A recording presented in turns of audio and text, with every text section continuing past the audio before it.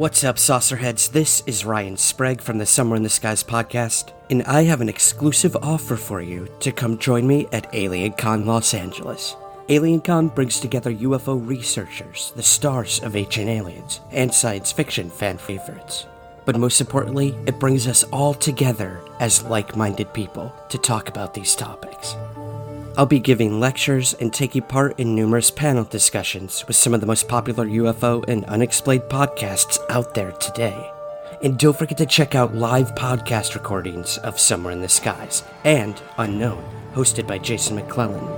It's going to be a jam-packed weekend you won't soon forget, and you get to be a part of. The event is June 21st, 22nd, and 23rd at the Los Angeles Convention Center. Tickets are on sale right now at thealiencon.com.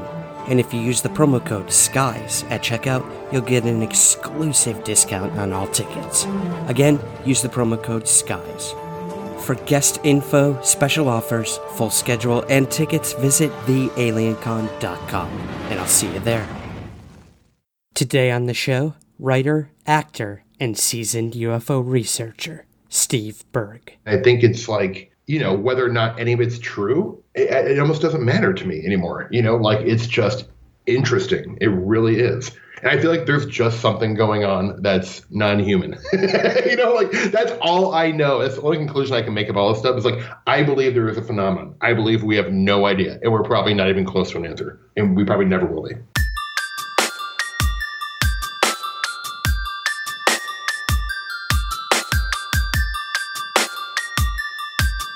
This is Somewhere in the Skies with Ryan Sprague.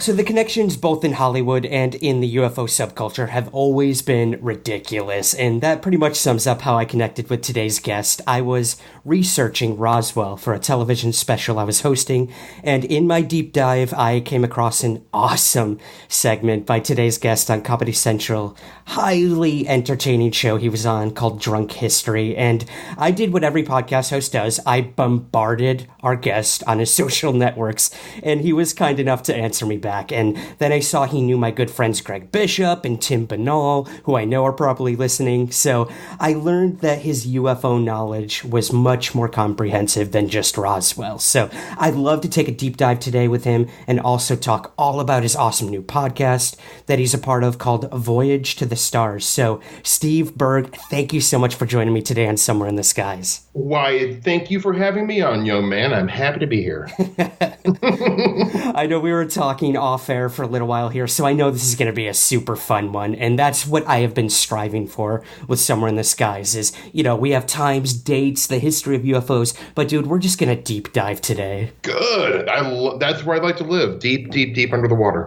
Awesome. So, let's start with, the origin story. How did you get interested in UFOs to begin with? Well, that is a great question. I don't remember a moment. I remember this. So when I was, I think 4 or 5 years old, my mom took me to get a library card. And this is kind of more her story. She remembers it more than I do. But she told me, check out as many books as you want. And so I looked around and I was 4 or 5, probably really couldn't even read that well by then, if I even could. But I came back with a book about magic and a book about UFOs. And from that point on, I was obsessed with getting these. My library had this Billy Myers picture book. Oh, nice. Where they were just showing. And for me as a young kid, I was like, oh my God, those are real. I can't believe this. Why isn't anyone talking about this? So honestly, my kind of gateway drug into UFOs was Billy Myers picture books when I was really, really little. Yeah, but I kind of thought about this deeply. I'm why did I get into UFOs? I've never didn't have an experience or anything like that. I've never seen anything. But I think I grew up in a family with no religion. I never went to church at all. I mean, we celebrate, the holidays, but not really. And I think maybe I got into UFOs because I was looking for something almost as a religion replacement. So, that's doing a deep dive, almost doing self-reflective therapy on myself. But absolutely, man. I mean, UFOs, they are a belief system in many different ways. Yeah. So. And as a kid, I just would believe everything and anything just because I wanted to, and it was so fun. Yeah, but that's kind of, I didn't, it's a pretty generic way in. I thought it was something that I couldn't believe that not everyone was interested in it as a kid. It kind of continued to feel that way, to be honest. So, yeah. How boring, Steve. God, you weren't abducted when you were 10 years old? Come on, man. No, not that I know of. Maybe I was. It'd be great. I wish, man. It sounds awesome. Oh, yeah. Well, yeah. That's pretty cool, man. I was sort of the same way. I did have sort of a initiation experience as a young boy, but I did the same thing. I went that deep dive into my public library. I ended up keeping most of the books, and they never got them back. So, dude, me too. That's what I would do. I was actually, it's so funny. A lot of my books are from the Omaha Public Library. Okay. And I just never returned them. My poor mom probably had to pay a hefty fine for that. Yeah, exactly. I know. I feel like I probably own the library by now with how much I owe them. But, that's pretty cool, man. I love hearing how people got into this, and everyone comes at it from a different angle. And like I mentioned in the intro, I saw you on... I've seen you, I should say, in TV and movies and everything. And I was really surprised when I saw you pop up on a show my girlfriend and I religiously watch, Drunk History. And you covered a case. You covered the case, the seminal case in ufology, Roswell. And, I had my brush with that recently with the case going out to the actual crash site, going to the Roswell Daily Record, and meeting Jesse Marcel's granddaughter, which was awesome. Whoa, that's really cool. Yeah, man. We really tried to strive to do something new and get stories out there. And I'll be honest, when I was approached to do this television special, I didn't want to do it. I was like, Roswell, what the hell is left to say about Roswell? What can I say? That's the challenge. Yeah, man. So, but coming out on the other side of it after doing it, my mind was completely changed on the entire incident. So I want to ask you, having covered it on TV and researching it and everything, what are your personal thoughts on the Roswell case? That's interesting. How you said your mind was changed on it after doing a deep dive into it, because I feel like the more I've learned about Roswell, I guess for the last 20 years, the further away I get away from thinking that there was any kind of non-human intelligence involved. But I don't, I just, it's so hard, it's such a tough case, I think, to really draw any kind of conclusion on, because while I would say that, it's hard, it's almost impossible to rule out any kind of terrestrial origin of it, unless there's something I don't know. But obviously it's an interesting case because it's kind of it's really one of the, cornerstones of the UFO mythology of the 20th century. And so that, whether or not anything happened there, it is an important case because it's such a big thing in UFO pop culture. It's almost you can probably obviously tell I just read Diana Walsh Basulko's book, Because so many of the things that she talks about just really resonated with me in terms of just, whether or not something's true, it doesn't matter, it doesn't make it any less important. Just kind of creating new mythologies, kind of that whole Carl Jung type thing, where it doesn't matter if it's true. Enough people believe this, and maybe we're making it true. It's crazy. I know I kind of maybe drifted a little away from Roswell, but in terms of doing it for Drunk History, I'll just explain how that came about. I had done a couple of the narrations and done some of the reenactments. Derek Waters is an old friend of mine. We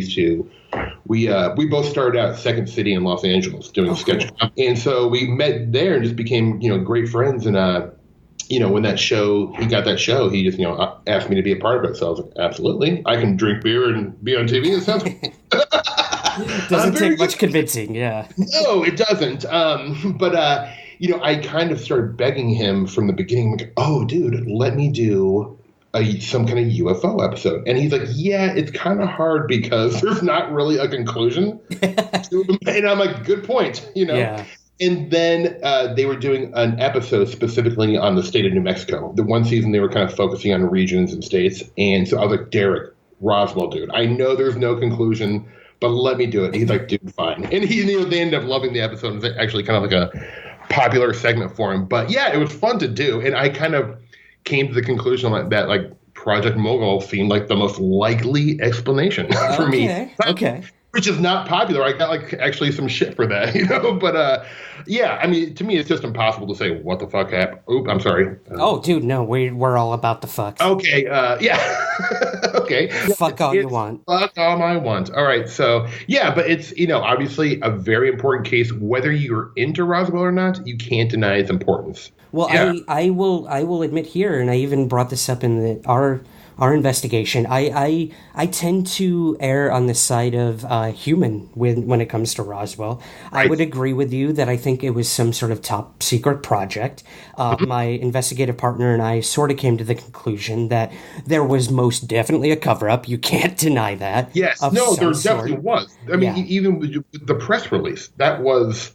Absolutely. They were being very unclear and weird about it. So that makes it interesting too, They spoke more with the cover up than than anything else. In terms of, retracting the story the day after. But it was really interesting, man. When we were off camera, we were getting ready to go to another location.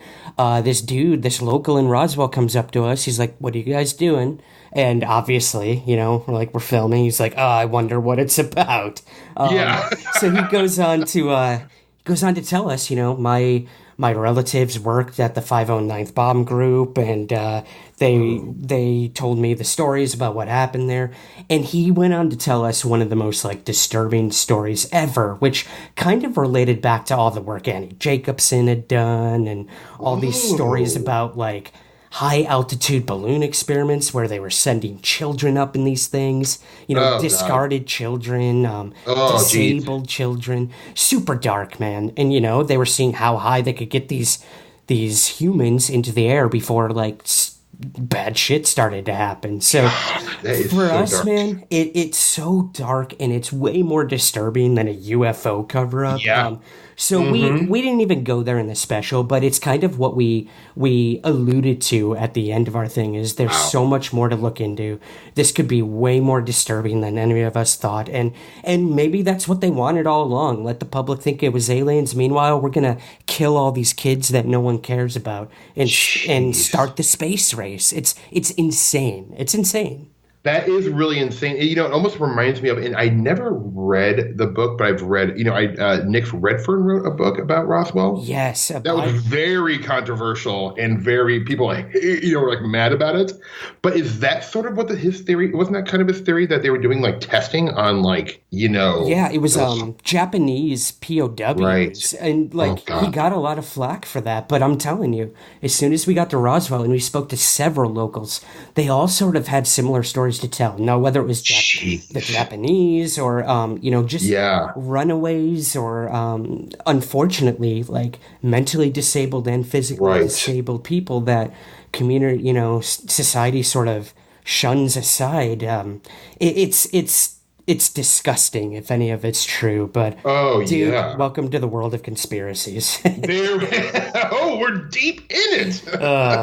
God. Well, sort of connecting to Roswell, Steve, I got to ask you, we lost Stanton Friedman recently, the guy who basically brought Roswell to the public. So did you follow any of Stanton Friedman's work, and what did it mean to you if you did?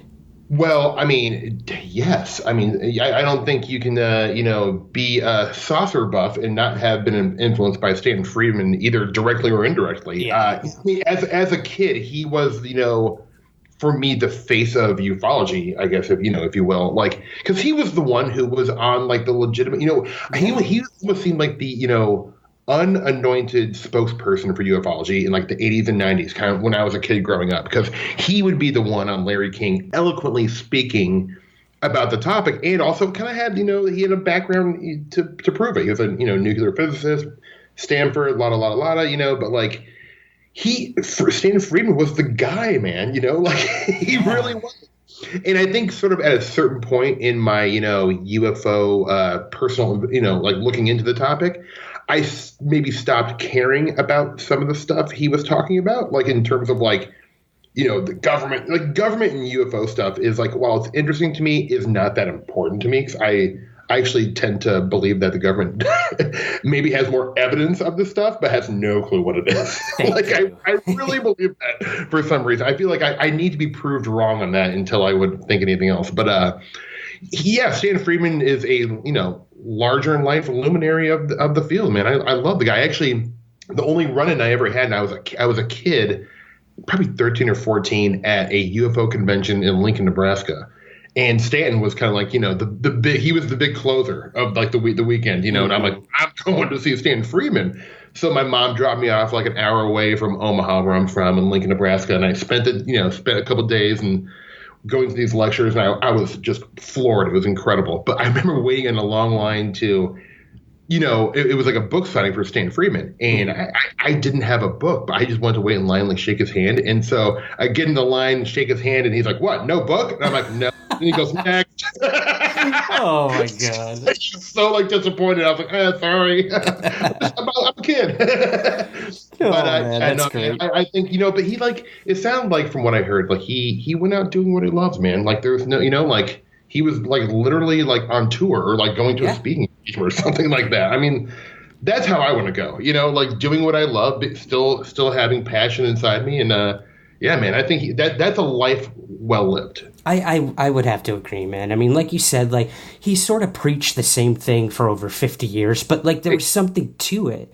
And it's important what he was saying, but yeah. Yeah, exactly. And he had his little sound bites. So yeah, he was the one they would put on TV because he knew how to work the media and he knew how to like make the most of the time he was given to talk legitimately about UFOs. So, we have so much to thank him for in terms of that, I feel. No, 100%. I mean, I use the term gray basket for like things all the time. Gray basket. I was actually talking to one of my managers about setting up a couple ideas I was working on. She was asking me about one of my ideas. I just kind of toss it on the gray basket for now. I love that. She has no idea what that's referring to, but yeah, Yeah, well, what's that other one he had? Noisy negativists, I think it was. Noisy negativists. Yeah. He's got a couple, man. He's got a couple like buzzwords that are pretty great. But I mean, I feel like that's going to catch on like right now because I mean we're just swimming in a world of noisy negativists right now. Yeah, I know, man. Dark times.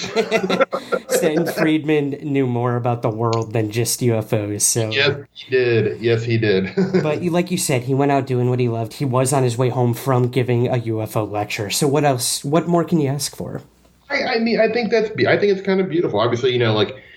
Maybe his family would have preferred to be around him, but like I'm sure they were like, he was doing what he loved. I mean, what more can you ask for, Yep. Well, getting back to some of your brush with all these UFOs and Hollywood and everything, man. This is a bit more on the paranormal side.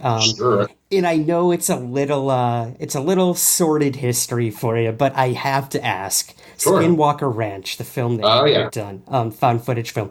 Is there anything you're willing to share with us about your research into Skinwalker and the process on that project? Like a lot of, especially independent movies where you're getting, when you're kind of like somewhat with anything in Hollywood, you're sort of, at the end of the day, someone at the mercy of who is giving you money to do this. Yep.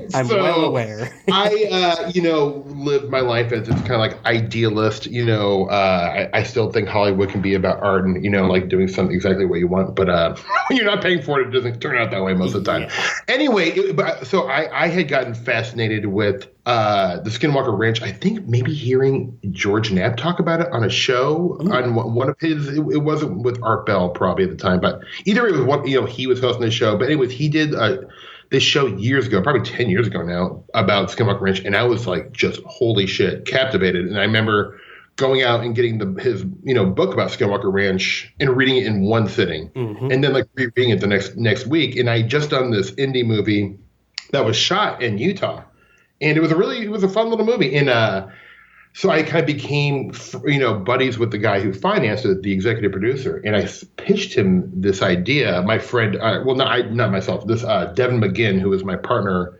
in this project, and he did most of the directing of it. He really, I was kind of just more of a quality control guy in the set, but we pitched him this idea literally just on a car ride. We had no material. And he was like, I love it. I'll give you guys this much money to do it. And we're like, what? And he was like so serious, like set up an account for us, like started paying us to develop it. And we're like, oh my God, I can't believe that was easy, you know? Yeah. But I mean, it was we felt like it was such a good idea. And we had kind of a way in, you know, my pitch was, it was kind of like a more of a psychological thriller, not a horror movie. It was not intended to be a found footage movie for, you know, it was more like Poltergeist set on a ranch, you know, and like how, like, to me, that sounds really good. More of a psychological movie, you know, but, you know, that when it was coming out, the found footage trend was reemerging in a big way. So we, at the last second, kind of got pressured to turn it into a found footage movie. And, you know. That's life, man. Yeah, that's Hollywood life.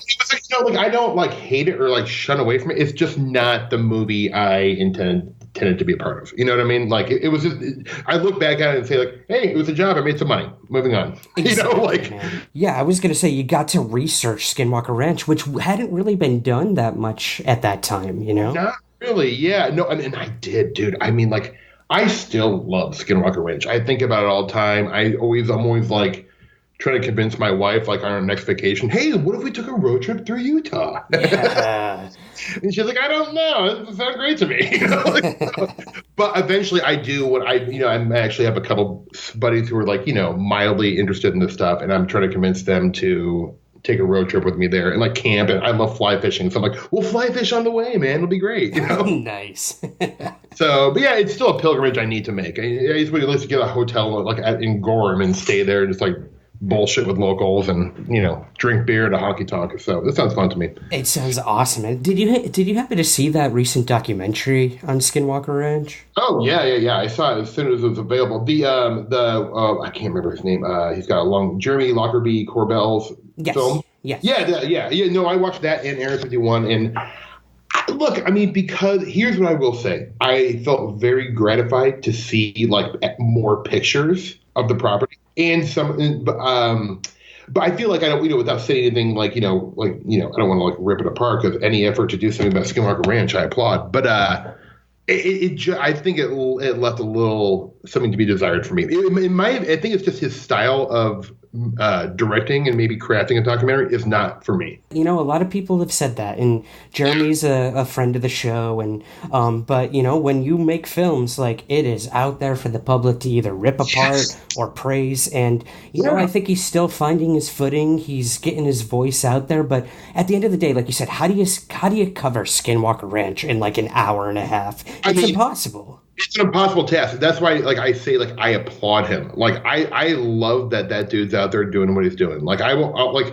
you know, like, I know he's sort of a polarizing figure, and that's fine. You know, like, that almost makes him more interesting to me. But yeah, it's really like, and that's what I kind of thought when I was going to watch it. I kept my expectations somewhat low, because I'm like, how do you really cover something that really isn't documented that we know of? I mean, maybe there's, like, you know, secret videos and secret pictures and stuff like that. But, you know, it's just, you know, like, I don't know. I feel like it's an impossible task. Yeah, I enjoyed it. I've watched it twice. So it's not like I didn't like it, you know, like, I would not go back a second time. But I just to be able to see more pictures of the actual property, to me, was... it felt so good, you know, because, like, I could look at just, like, mundane pictures of that property all day. Like, for some reason, it just excites me to no end. Totally, man. Well, I feel the same way about the Area 51, the Bob Lazar film he did too. Yeah. You know, I've always been very on the fence about Bob Lazar, and I went to the LA premiere of that one, and I'll tell you right now, man. Like, I left definitely, like, a little changed, feeling more like I believed Bob Lazar. At least that he saw what he says he saw. Now, whether or not that was all bullshit or disinformation, like, I'm completely open to that. But I left being like, holy shit, like, I actually believe this dude. Yeah. I don't know. It's tough. It's tough. No, look, I actually, if I had to make a choice, I agree with you. I think you said something very important. The whole thing that I believe that he believes what he's saying and what he believes. You know, I believe that he believes what he saw. And I think that is very powerful. It's the same thing with, like, Whitley Strieber. It's like he has no real evidence. But I believe that Whitley Strieber experienced what he thinks he experienced. Whether or not it was actually what it was, who knows? But so I mean, I feel like you kind of hit the nail on the head. That what you just said, I think applies to a lot in this field. You know what I mean? It is the mantra. I believe they believe this. And that's important. Really important, actually. So. It goes. I mean, I'm not trying to tangentialize too much, but that's kind of that. It's like almost Jacques Vallée-ish. It just goes back to the whole thing where he said he believes this topic is way more complex than aliens coming from another planet. And I don't know. I feel like the more and more you look into this stuff, and then the more and more you read Jacques Vallée, you're like, how do you not subscribe to a lot of what he's saying? Right. And dude, I mean, there are nuts and bolts ufologists out there, and we need that. Like, that's the stuff that's going to make it to the mainstream. Data, radar, trace evidence. And that's awesome. And it's like, we need it. But at the end of the day, like, I'm the kind of guy who I want to interview witnesses and get their testimony. And sometimes that's all we have to rely on. Yep. But I think these stories are very important. I really do. And I agree with you. Like, I'm more turned on by listening to experiencers, contactees, or people who have even secondhand knowledge of high strangeness. Mm-hmm. I will always be interested in people's stories. Will I always be interested in, like, the Navy's involvement in the Tic Tac incident? I mean, frankly, I find it all very boring. Okay.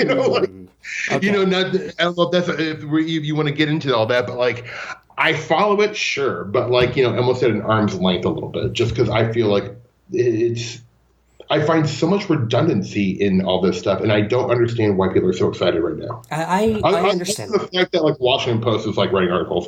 That, I will agree, of course, is exciting whenever, like, a mainstream media sort of like that covers it, But let's touch on that, Steve, because actually, sure. that is what is in the zeitgeist right now, and we have this new show coming out by Tom DeLonge, To the Stars Academy. Yeah. I sent my DVR just before we got on. Nice. Hell yeah, man. It's a good show. I've seen the first episode. But that being said, like, there's no arguing that what these dudes are doing and how the mainstream media is covering UFOs right now it's big and it's out there unlike it's ever been before. So I mean, not getting too deep into the stars or the Navy or anything like that. Right.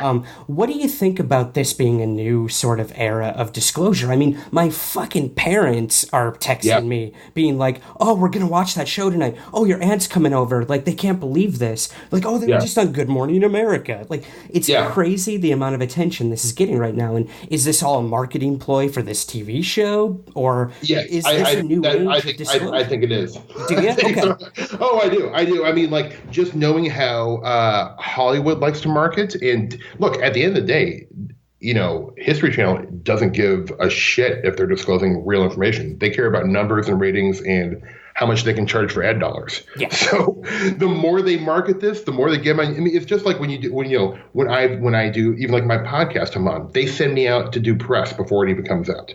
Mm-hmm. So this, you can look at it as like, look, I don't think Jimmy Kimmel or Stephen Colbert is that interested in having people from that show to be on, so they have to market it somehow. So to market it as kind of like this, like, I mean, I'm not trying to, like, this sounds like I'm trying to, like, take the air out of the tires, but I do believe that this is, I mean, if you don't believe this is marketing, then I don't think maybe you understand how TV works. This is definitely, I mean, it's definitely, you can see this is their marketing campaign before the show comes out. And that's fine. And, like, it's really cool that, like, Good Morning America is taking an interest in this stuff. Yeah. But I just have to go back to one thing that I think is really funny is that, so many people in the UFO community for years and years and years have been like, never trust the government. Never trust a word they say. They're lying to us about UFOs and this and that, blah, blah, blah.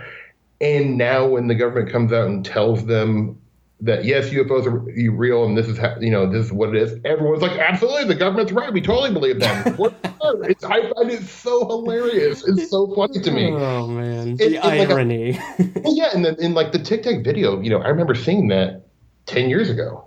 It's not. Oh, the Tic Tac video came out, like, it was released a long time ago, like in 2010. Yeah, I mean, I've heard rumblings of that, and people have seen it. I personally had no knowledge of it. But again, like, I wasn't really chasing UFOs that closely back then. But that's interesting. So you knew about the Tic Tac event much earlier? All it looked like to me at the time when I saw it was like, yeah, that looks like some radar footage of an airplane, cool, of a little thing that, is flying around. So it wasn't that exciting then. But I guess it got more exciting when you heard the story behind it and you heard some of the testimony and they started talking about it, how it was like going in and out of the water and all that stuff. That is all. I find that stuff interesting too. But I'm just a little like skeptical of how all this is being rolled out. I feel like to buy this whole cloth and just like buy into this whole situation is a little weird, especially when an entertainment production company is the one, like, I'm not trying to disparage it. Like, I'm glad this is all happening, but I think a lot of my friends, and like you too, because everyone, a lot of people who know me, for more than 2 days know I'm into this stuff. So people are like, dude, what about all this stuff? They're forwarding me there. I'm like, yeah, it's cool, man. I guess. It's like I found the Chicago O'Hare incident way more exciting than all this stuff, to be honest. So totally, man. Well, you make a good point too. Like we gotta remain level-headed when it comes to this. There's people who are super, super pro Tom DeLonge and To the Stars, and then you have the people on the complete opposite side saying like, oh, this is all just a whole disinformation campaign all over again. We've seen this, throughout the decades in UFO. Some Rick Doty stuff, yeah. Exactly. Yeah. So I'm kind of still somewhere in the middle. I applaud the efforts. I think it's making UFOs cool. And dude, like you and I both know how long we've strived for UFOs to be cool. It's been an albatross around my neck. You know me like shows I've spent time developing and pitching about like UFOs and paranormal and all this stuff. Yeah, it's a tough road. But I feel like now, oh my God, it's my time. I have a chance. Well, that's actually my next question, man. Sure. I know for a fact there are a ton of UFO shows coming out after this History Channel thing. I'm guilty. I'm part of one of them. But I got to ask you, in pitching these UFO shows to networks and all that, what kind of UFO show would you want to work on or watch on TV, I guess is...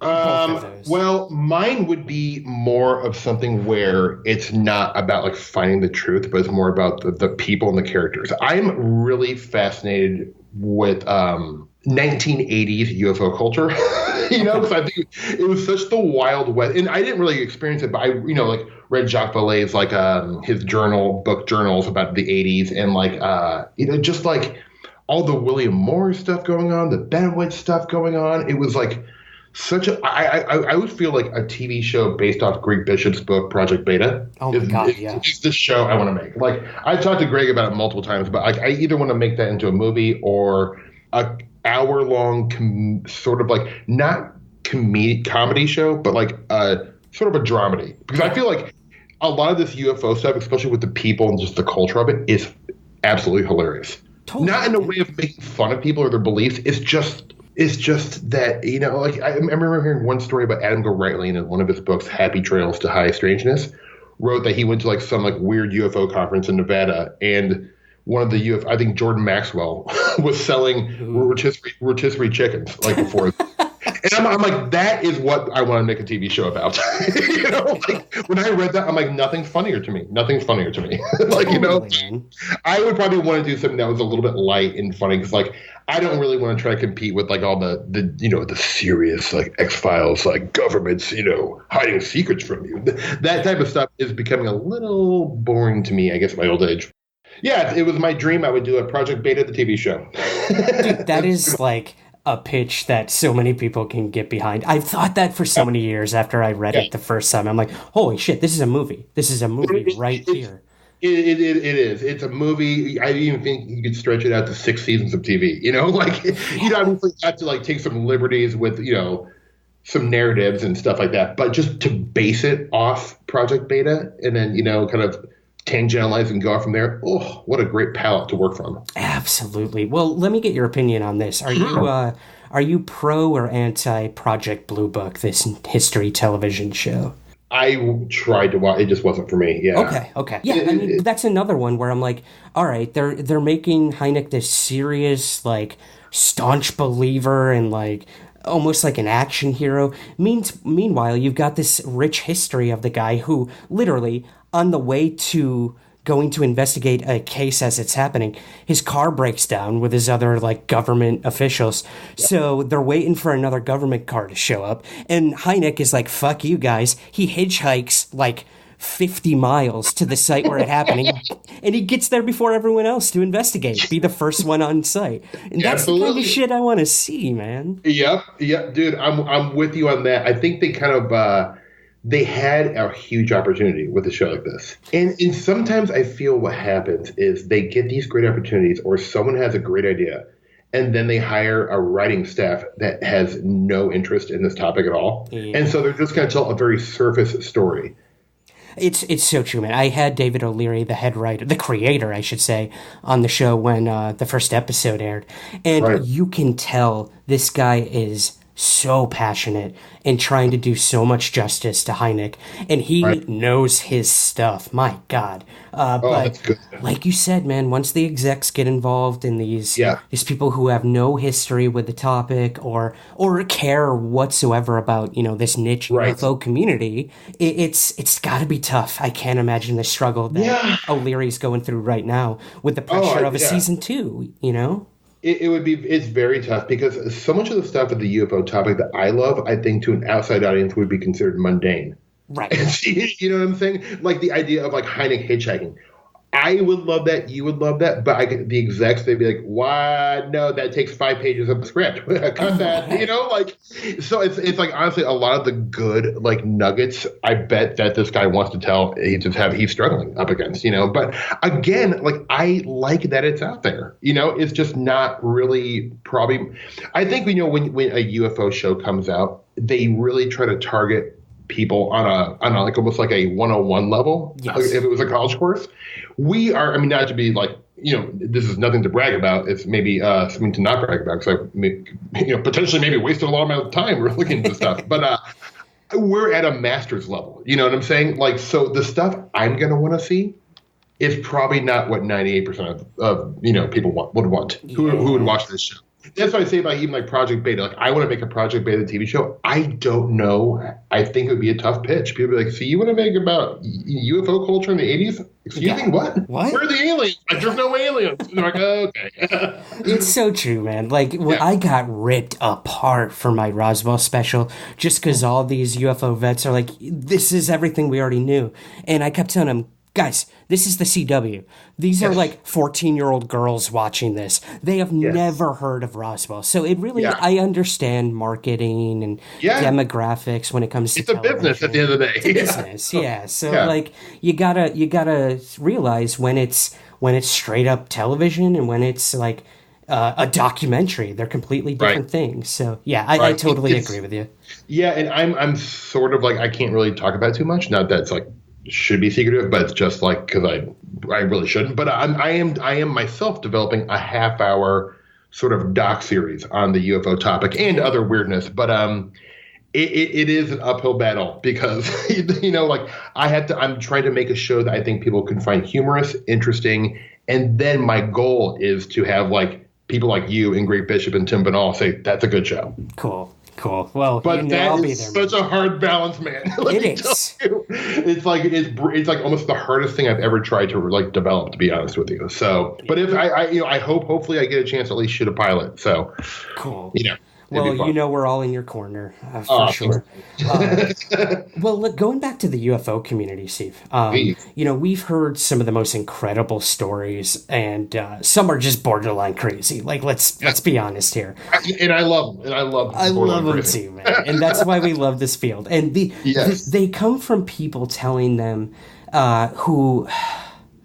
I hate singling people out or alienating people, but they gain these huge followings, almost like a cult-like mentality. So why do maybe someone like Corey Good? Okay, you said it. I didn't say it. Yeah, I didn't say it. But why do you think that is, man? Do you think there's like a place for people like this in the quote-unquote UFO community? Absolutely. Now, when you started even saying this, I looked over my bookshelf and I saw, and this is a synchronicity, but Messengers of Deception, one of my favorite books about the UFO topic, really lays out, it's almost predicting people like Corey Good and David Wilcock. And I'm not judging them. They're doing what they're doing, and that's fine. Mm-hmm. But they have taken this angle of we're not UFO researchers, people who know the truth. And if you listen to us, you are going to find out what the truth is. And that is basically sort of the same thing as a cult leader or every religion started as a cult.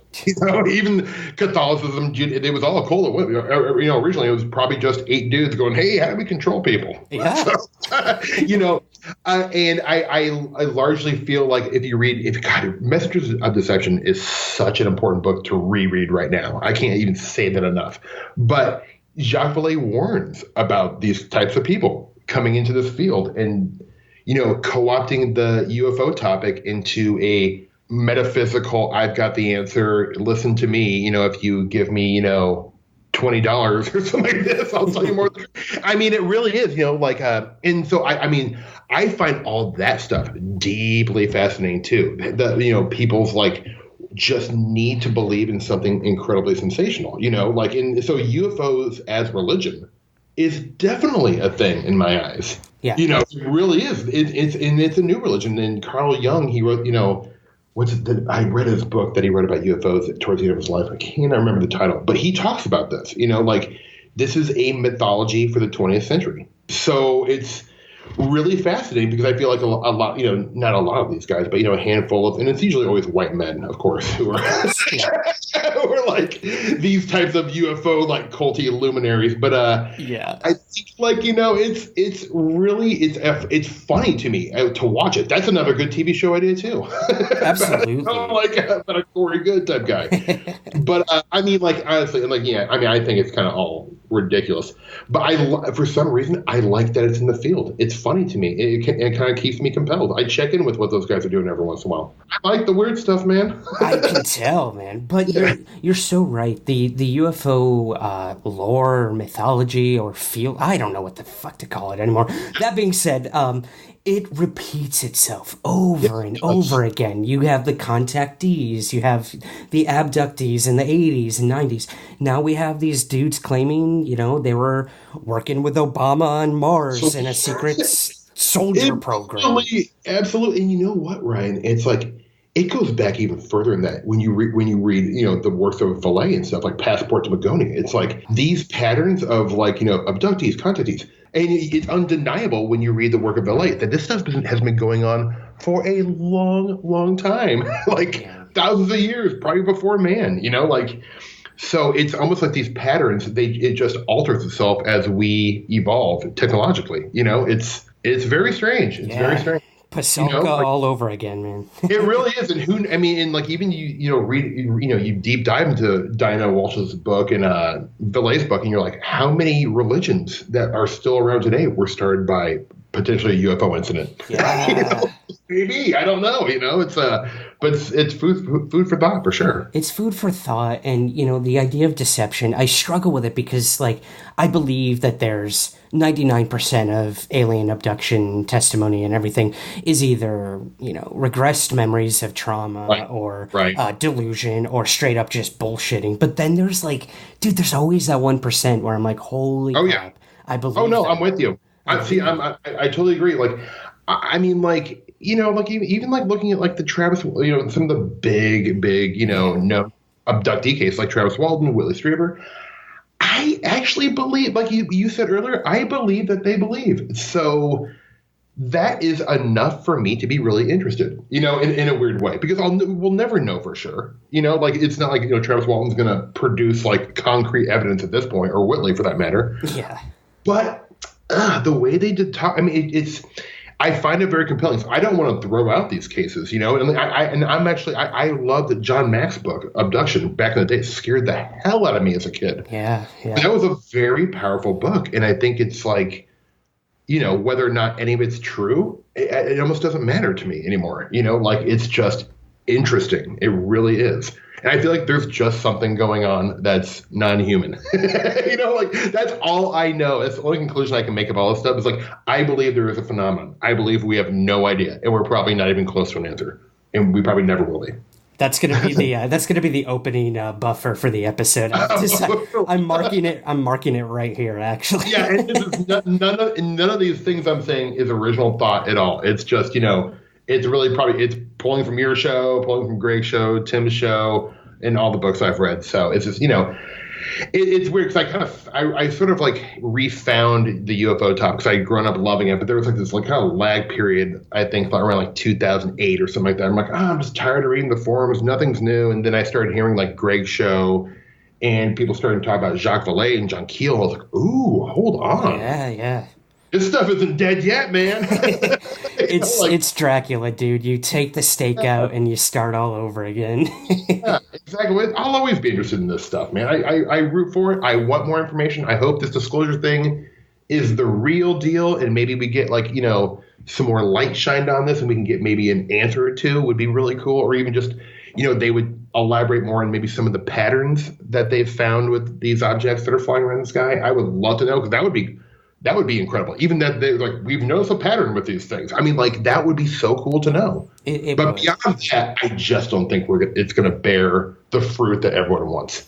I would have to agree. I don't think we're ever going to fully know the truth. But there's people like you and Greg and all the UFO researchers, no matter what their belief system or their approach, like we're all just stumbling along on the journey. I think that's way more important or rewarding than like actually finding that one answer, because there probably isn't one. No, I just don't think there really is an answer in the way we perceive answers being answered. Exactly. That is such a weird, like garbled, weird thing to say, but like I don't think it's something that we could even perceive as an answer. Yet I believe that there's something going on.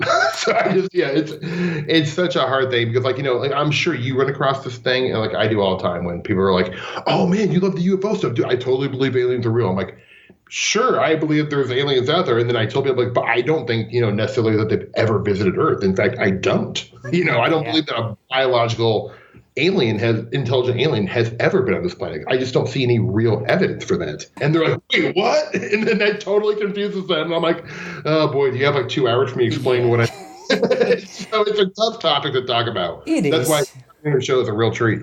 Oh, yeah, thanks, man. Well, I mean, it is. It's that constant struggle of trying to separate ET from the UFO. And we try to yell that from the rooftops. Like, we're talking about UFOs. We're not talking about aliens and little saucers.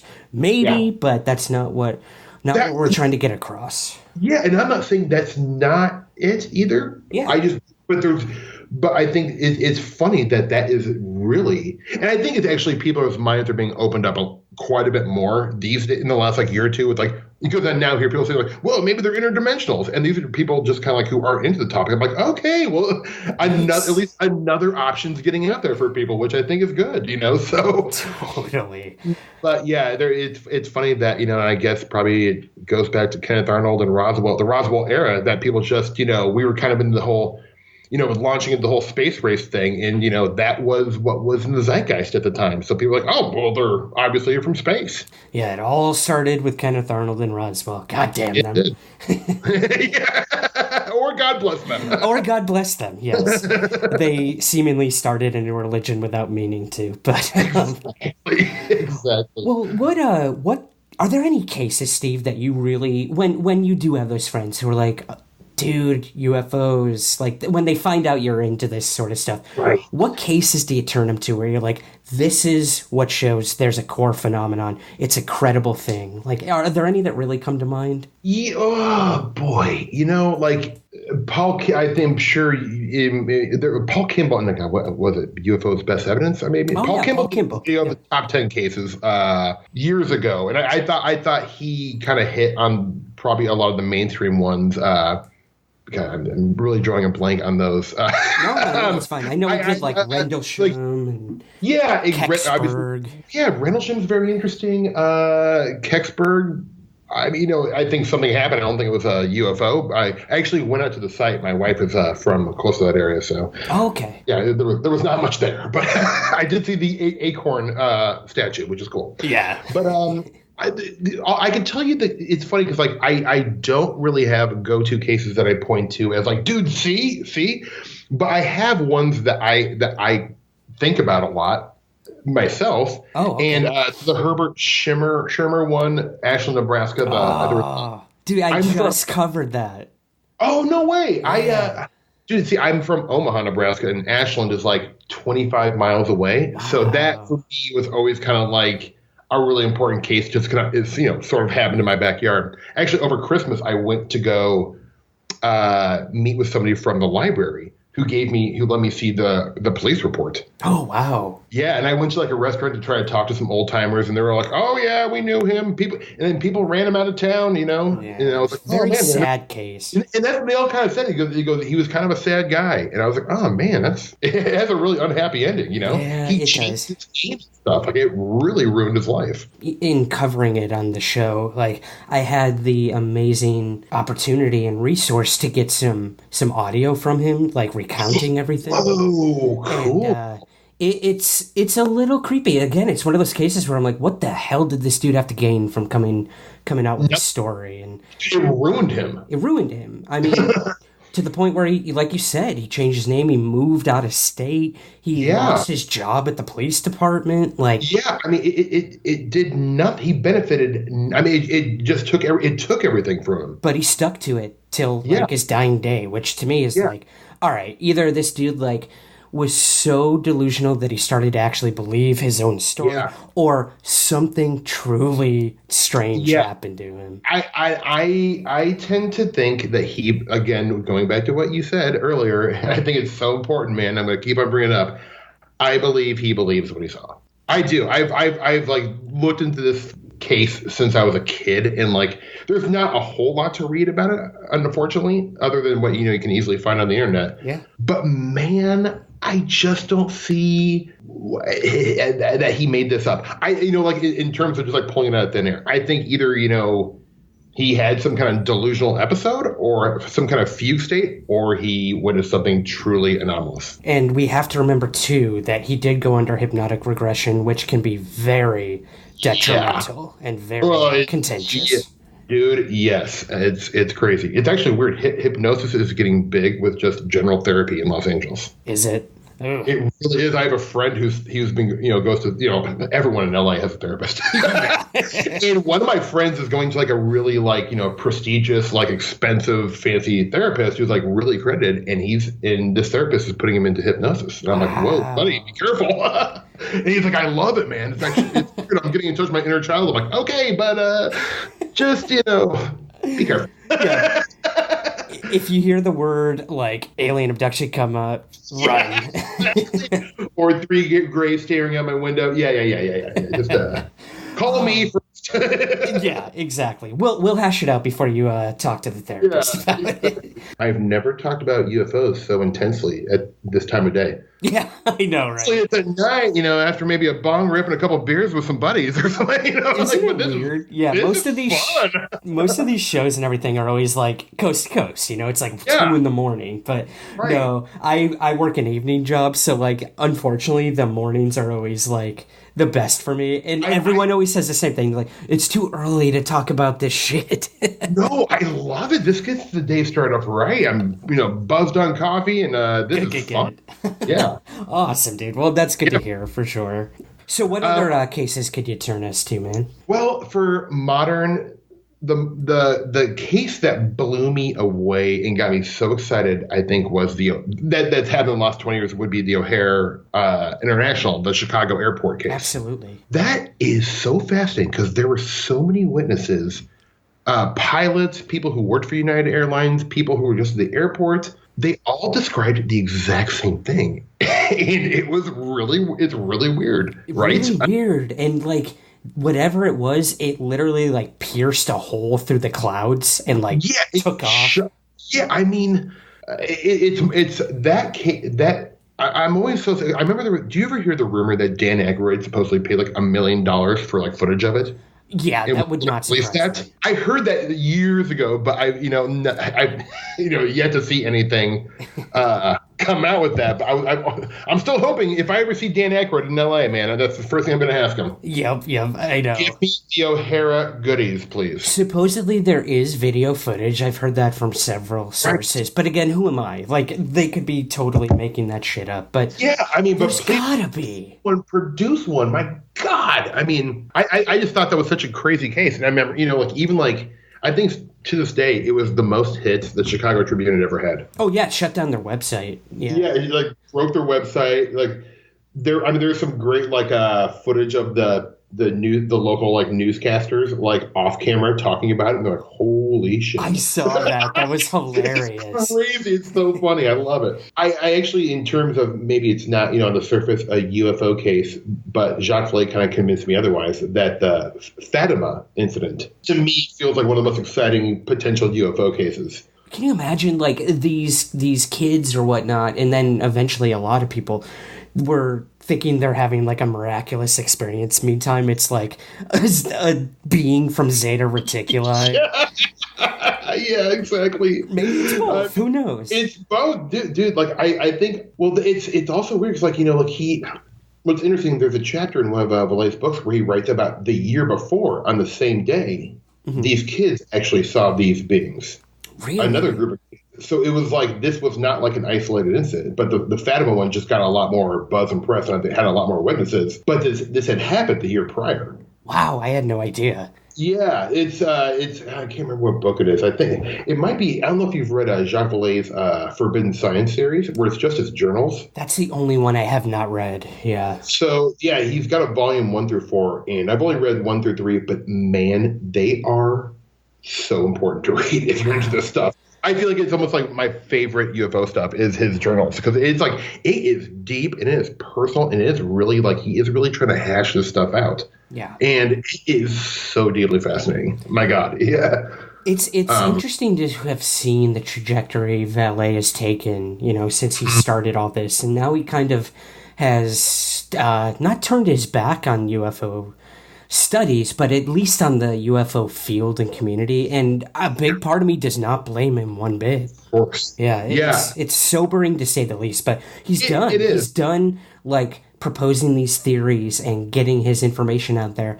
In turn, you have these cult leaders and these charlatans just like sucking off the Vallée teat, as it were. Yeah. No, it is. I mean, I think, like, I don't even know where this field would be. Imagine it without that guy. Like, it really is hard to imagine the UFO field without Jacques Vallée for me, because without the work of his work, I probably would have lost interest 10, 15 years ago, to be honest. Same.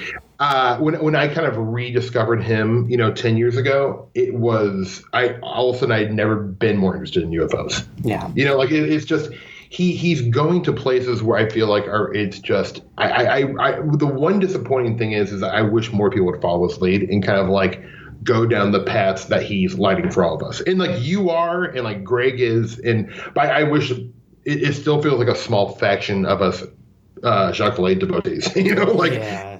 I always kind of term, like, people who are into the Jacques Vallée stuff, like, Greg and like Red Pill Junkie and those guys in the punk rock of UFO. Yeah.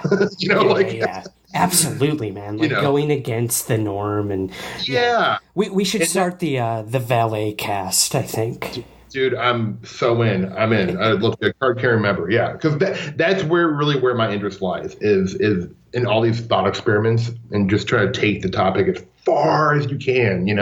Because I when the one problem with when people get too, I think, attached to all the the government stuff being the answer and the conspiracy stuff. It's almost like you've made up your mind and just said, I want to stop learning. The government knows, and until they give me the answers, it's like, I'm like, yeah, but you're not really learning anything new. And it just seems like also such a negative, like, kind of like I'm really not a big conspiracy theory guy. Like I find it very toxic, especially nowadays where people take them so literally. I mean, good Lord. How boring, man. Like, not trusting, but how boring would it be to accept the answer by the government about UFOs? Like you said, they've been probably lying for a really long time, and not lying about like being in cohorts with the aliens, or just like lying that they're in control of it, or that they know what's going on. They don't know anything. They don't, and that makes me really be sympathetic to their situation. You know, if you think about it, if they were to come out in 1950 saying like, look, there are these crafts that appear to be physical and they're controlled by a non-human intelligence and we can't do anything about it. Anyways, you know. Anyway, here's Wonderwall. Yeah. Exactly. Yeah, no kidding. So you can kind of like see how, you know, not that I'm one of these people like, oh, if the UFO, we came out with the UFO knowledge, like, you know, society would completely collapse. I don't think that would be the case. Yeah. But I do think it would potentially be, you know, hurtful to the government military if they, you know, admitted that there's something that's out of their control. They are a control system, and when a control system admits they're out of control, the control system fails. So perfect. Yep. I couldn't summarize that any better, my friend. Well, okay, so. Moving to sort of your current work, which we can connect to UFOs, absolutely. This is what I was really excited to get you on. You know, other than talking about it over an hour about UFOs, Voyage to the Stars. This is so cool, man. How did this come to be? How'd you get involved? Give us sort of the origin story of Voyage to the Stars. Right. Okay, cool. Yeah. Well, Voyage to the Stars is a science fiction. It's a science fiction improvised podcast that kind of plays upon like all the, you know, big science fiction tropes, Battlestar Galactica, Star Trek, yada, yada, yada. It kind of plays with all those and flips them around and turns into a sort of a dark comedy. So I got involved. I, for years and years and years and years, kind of made my bones in the improv and sketch comedy stages in LA. And so I got approached by the creator, Ryan Koppel, to do this show. And, because he knew I was an improviser and also kind of knew that I was into space stuff, I suppose. Yeah. Or a little the geek world, whatever. I don't know. But so anyways, yeah, we got together and it's, Colton Dunn, who was a legendary improviser and on the show Superstore is on it. Felicia Day, who is a great improviser and also just kind of like, a internet queen. She is a, very large figure. And then Jenna Varney, who is another wonderful comedian on a lot of TV shows and stuff like that. And yeah, so it just kind of, luckily it all worked out. So none of us had ever really improvised together. So yeah, it's kind of like a Curb Your Enthusiasm type situation where we get like a brief outline of what the episode is, the story we need to drive forward, and we just kind of go off on our own and improvise the dialogue. That's really cool. Again, like it's not really, in my opinion, really been done in the podcasting world. It's like, yeah, you have these scripted stories that have the whole thing outlined and planned from the beginning, but like you guys are like discovering like the story on the way. That's really interesting. It is fun. It's a fun way because you have to really be on your toes. So it is like, it's like playing music where you really have to be present and really, really listen, because like it's not like we're doing like an improv show like on stage where it's like, we get a suggestion of orange peel and create a 40-minute show off that. This, we're actually having to tell a very somewhat complicated narrative. Right. While improvising dialogue. So it is quite challenging, to be honest. Like, even though I've been improvising for over 15 years, it's still probably the hardest thing in the improv realm that I've ever had to do. But it's been a ton of fun, man. So it's been great. And we're doing quite a few live shows around LA and San Francisco. And I'm actually going to Nashville today we're going to go do some shows this weekend. And it'll be a lot of fun. The live performing is really the most fun for me because that's kind of what I grew up doing. So it's interesting how well a podcast works live. I was very skeptical of it working, but I'm shocked. Yeah, because it really is just like you're just doing a live show, like a live comedy show. Cool. And you know what? It really is, I think, the wave of the future when it comes to both comedy and radio. It's like mixing these two worlds together that may not have Oh, yeah, I mean, we've had comedy radio shows since the dawn of the radio, but at the same time, like, this idea of podcasting, it seems old at this point, but it's actually still fairly new. And the fact that, like, the comedy world has tapped into that and taken advantage of that, it's super exciting. I could not agree with you more. I think this is like, well, it's here to stay, whether we like it or not. I mean, and I can tell you just from, like, I mean, I know, like, all these production companies out in LA are now developing podcast productions, offshoots. Yeah. So they are. It really is a race to monetize podcasts right now.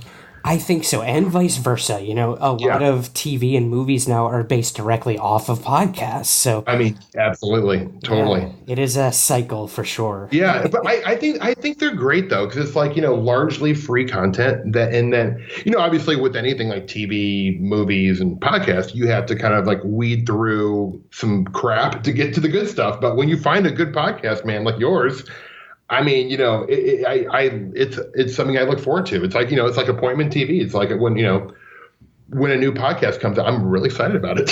You know, especially because I spent a lot of time in my car living in LA. So I find them. I'm very grateful for the podcast world. Me too. I mean, obviously. Yeah, but it's great though, man. Like, your show is important, you know, and we may not be able to hear it if there wasn't podcasts. So it's damn, man, I'm a fan. I really appreciate that, dude. And like I said off air, like, you don't realize when you start this podcasting thing how much you can actually affect people or how many people actually listen. Like, every week I'm like, oh, cool, it did okay. But then you have, you know, I had a guy say he had just gotten through a divorce and he was depressed. And he said, like, I listen to your show every week and it really kept me going. Or if I could keep people distracted from like, the horrible shit in their lives or the boring stuff in their lives. Like, that job well done. The fact that people may actually get something from the show, that's all I could ever ask for. Well, I think that should be, it'd be great if all artists felt that way. Is, you know, truly, like, I mean, like, I'm not trying to sound like this altruistic, you know, like, oh man, I'm just doing it for the art. But like, I do believe that as well. Like, the only reason I, you know, gravitate towards entertainment is because, like, how can I, like, not the only reason, obviously a lot of it's self-serving, but like, I feel like this is the way I can help society a little bit. I'm not, you know, I couldn't be a doctor. I couldn't be a lawyer. I couldn't do a lot of things, but I feel like, you know, I can make people giggle and maybe forget about the problems for a minute or two. So I love that. It sounds like, oh man, how pretentious, but like, it is true. Like you said, like, it's cool when you find out that a podcast you did or any kind of piece of art you did affected people. That's kind of the goal, right? It is. At the end of the day, like, we all are striving, like, to connect with one another. And if we can evoke a reaction out of someone or a complete stranger, like, job well done. I couldn't agree more, and that's why I feel like music and art is like the only like positive thing left in the world right now. And man, so we have to hold on to it tight and really take care of free expression. So. Yeah, we laugh because it's true. We laugh because it's true, man. It's you know, I was reading the paper before I got on with you. I'm like, Jesus Christ. Yeah.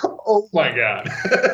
Let's forget that and let's talk about UFOs. Please, God, I'm just waiting for Ryan to call me. Pull me out of this muck. Well, Steve, it has been such an honor, man. I'm so happy I was able to get you on. I got to ask you before we go, are you working on anything UFO related right now? Or you said you're heading to Nashville right after this. My God. I am. Get packing. Like, what do you got coming up? I haven't done that yet. I'm, you know, a lot of podcast stuff this summer, festivals and all the whatnots and comedy. I always do like a lot of comedy festivals in summer anyways. It's just fun to do because summer's typically slower out here. It's people get lazy in Hollywood or taking vacations. So right now, honestly, I'm working on a show, an animated show on Netflix called Hoops. Awesome. Yeah, and so I'm, you know, kind of a regular character on that, and so that's really most of what I've been working on the last month or so has been kind of dedicated towards that. But it is going to be, I feel like it's the funniest thing I've ever been a part of. So I'm really excited about it. I've been kind of like really wanting to get on a really good animated show. It's been kind of a big dream of mine. So I feel like, oh man, I feel like this is the right one. I love it. The writing is bananas. It's so good. And Yeah, so that's kind of what I'm working on the next like month, and then after that, I'm gonna just kind of take some vacations and do some writing, and then back in the fall, I'll be I may be returning to this show, and back to auditions and back to looking for work. Back to the grind, man. To the grind, man. Yeah. and also, I like that summer is a little slower though, because it's like January and like May has been just insane for me. So I'm like ready to slow it down a little bit. Maybe do a little fly fishing. Yeah, well-deserved vacation, my man.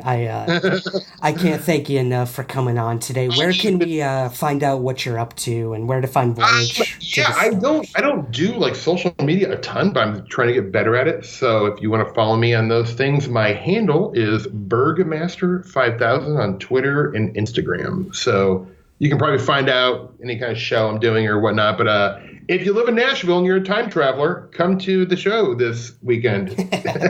I'll get you a free ticket. Just say you're a friend of Ryan's. Oh, I love that, man. Gotta love those deals. Steve, thank you so much for joining me on Somewhere in the Skies. Any damn time. I had an absolute blast. This is so fun talking with you, dude. You get it. You get it.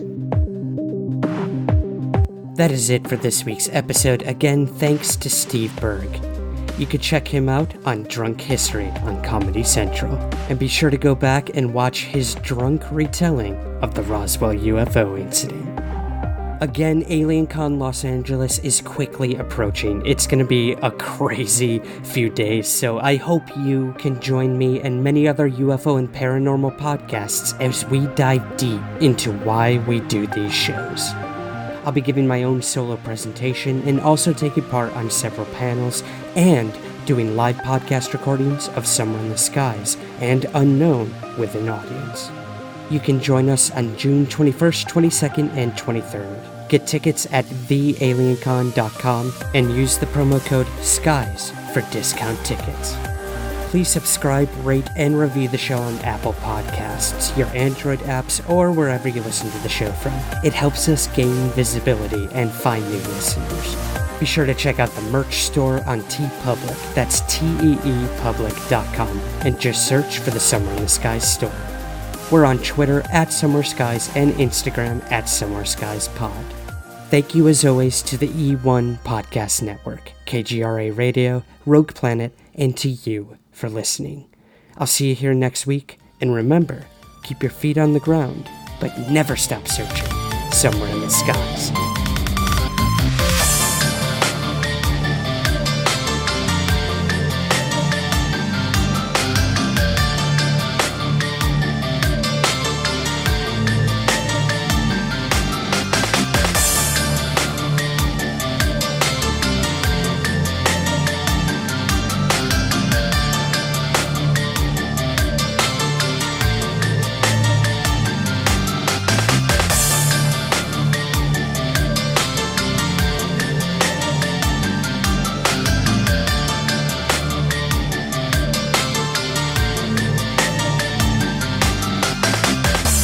Somewhere in the Skies is produced by Third Kind Productions in association with the Entertainment One Podcast Network. To learn more, visit entertainmentonepodcast.com. In reality, UFOs are seen by people from all walks of life every day all around the world. They've also been officially investigated by the US government and by governments of several other countries too. That's just a small element of what makes the strange UFO topic so incredibly fascinating and fun to explore. That's what we do on the UFO podcast, Unknown. I'm Jason McClellan, and I invite you to explore the weird and wonderful world of UFOs with me and my friends and colleagues on Unknown. Unknown is available on Apple Podcasts, Google Play, Stitcher, iHeartRadio, Spotify, and all the usual podcast places.